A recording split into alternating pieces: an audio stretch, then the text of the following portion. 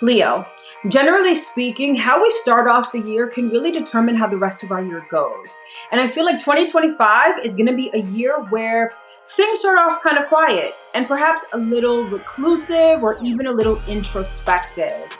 I feel like you can really use this to your advantage to sort of set things up at the top of the year so that the rest of the year can go exactly how you want it to go. All right.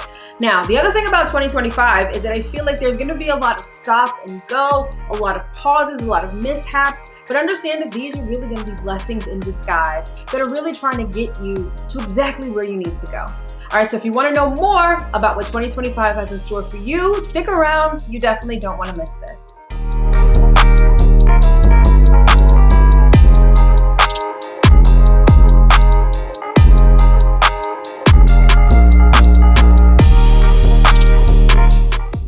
Hello, my loves. As always, I hope that this video finds you well and in excellent spirits. If this is our first time meeting, welcome. My name is Mel. I'm a professional astrologer and sound therapist, and I am the founder of Divine Feminine Works, where I help people unlock their divinity and discover their magic.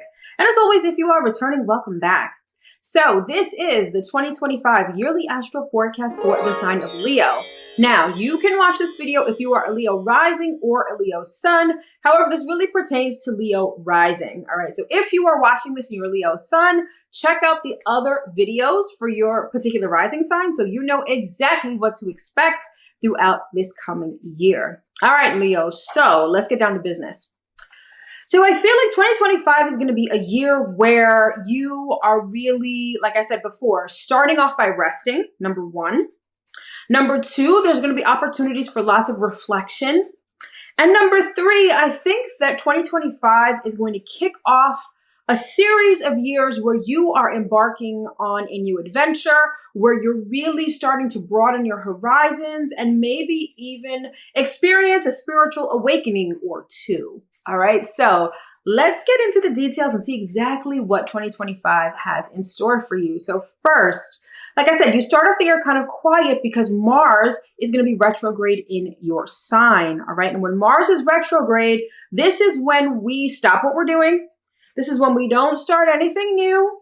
And when we really just rest, recalibrate, and recharge our batteries. Mars retrograde is all about conserving your energy, okay? And if you want to know more about Mars retrograde, I'll link a video that I did all about it in the description box below, all right? But with this in your sign, with Mars retrograde in your sign at the very top of the year, this is a time for you to physically rest, okay?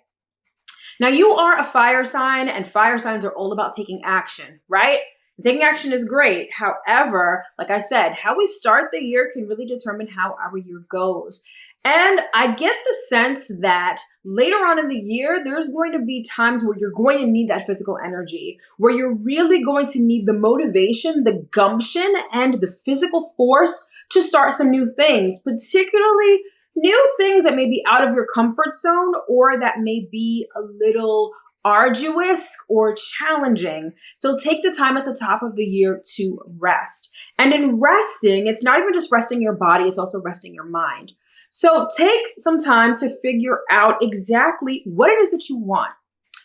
As I will explain in a little bit, I feel like 2025 is going to be a year where you embark on new adventures. So what new adventures do you want to have? What do you want to experience? Take the time to figure this out, and Mars retrograde will help you immensely with that. Now, Mars is going to be retrograde between your side and Cancer is your 12th house of rest and solitude. So suffice it to say, January and February, rest, chill, recharge your batteries. Even if you can, you might even want to take a trip, like even if it's to a log cabin to sort of chill by yourself, to a beach vacation where you could just sort of chill on the beach all day. Do that, because I feel like the rest of 2025 is going to get quite busy for you. Okay.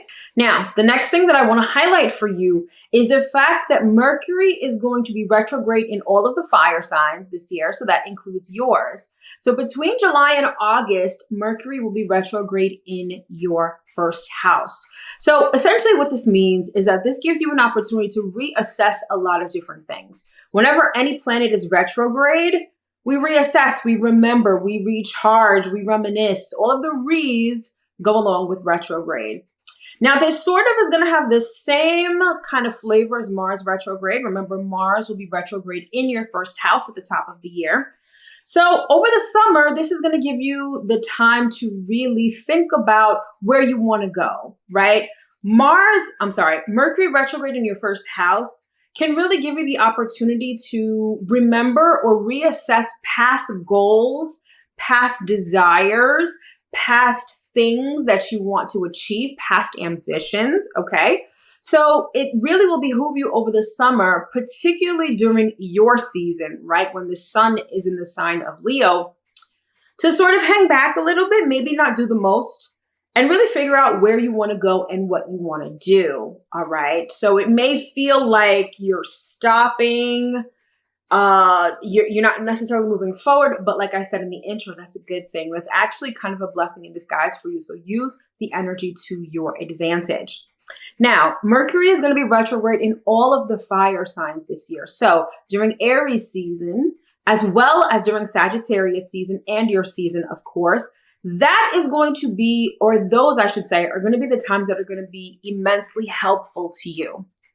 Meaning that while you may experience mishaps, miscommunications, and all of that stuff, those are really going to be the times when you really get clear on what you want and what you don't want, who you want to talk to, what you want to experience, what you want to learn. Mercury retrograde this year is going to be a blessing in disguise for you every time that it happens. So think of it that way. Remember this portion of the video when things aren't going wrong, your computer malfunctions, or you have a conversation with someone and it doesn't go as planned. It is literally a blessing in disguise for you, so take it as such.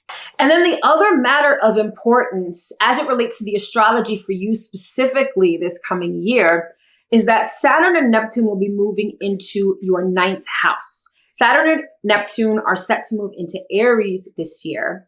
And this gives this really fresh, bold, and initiating kind of energy wherever Aries is in your chart. And so for you, Leo, this is your 9th house of higher education and long distance travel. So this may be the year where you really get adventurous because the 9th house is the house of expansion. So this could be a year where you start planning trips or you start going on trips, okay? Because this house covers higher education, this could be the year where you start a course of higher education. So whether you're going to college, law school, medical school, grad school, some sort of upper level education could really start this year. And understand that those could be quite rigorous. And so when I talked about conserving your energy at the top of the year, once Saturn and Neptune go into Aries, this could require a lot of your physical and mental energy. So that rest is really going to serve you well at those times, all right? This is also the house of spirituality, expanding your mind and seeing the bigger picture of life. And so this year could really spark a new spiritual journey for you where you are learning new belief systems, new faiths, where you're actually changing your beliefs, okay? Could also be the start of a spiritual journey where you reach higher levels of consciousness. All of that could really begin this year. So again, you're going to want to rest because there's going to be a lot of activity. There's going to be a lot of adventures to embark upon once Saturn and Neptune enter your 9th house, okay? The retrogrades are going to be your best friends this year because they're really going to be blessings in disguise. And 2025 could really mark a new cycle where adventure, higher consciousness, and a new spiritual journey await you. So this is going to be an interesting year for you nonetheless. All right, my loves. So that concludes this video on the 2025 yearly astro forecast for the sign of Leo. I sincerely hope that you were able to get at least one important piece of information that you can use going into this new year. Now, if you want to know more, like what your love life is going to look like, your career, your money, and all of the astrological information that will pertain to you, then definitely check out the extended reading for Leo. It is linked in the description box below, or if you are a channel member, it is already in our members section, all right? But if this is where your journey ends and this is where you drop off, all I wanna say is thank you. I sincerely appreciate your support. I sincerely appreciate your views, your comments, your likes. I'm so thankful for you, and I wish you nothing but the absolute best for 2025 and beyond. All right, my loves, thanks so much for tuning in, and I will see you in my next video. Take care.